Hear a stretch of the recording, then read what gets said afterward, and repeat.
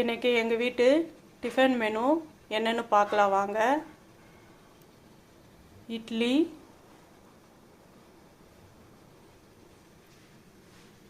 தக்காளி கடையல். தக்காளி கடையலோட full video முன்னாடியே என்னுடைய சேனலில் போட்டிருக்கேன், அங்கே போய் பார்த்துக்குங்க. நான் செய்கிற மெத்தட்லேயே செஞ்சு பாருங்கள், ரொம்ப ரொம்ப டேஸ்ட்டாக இருக்கும்.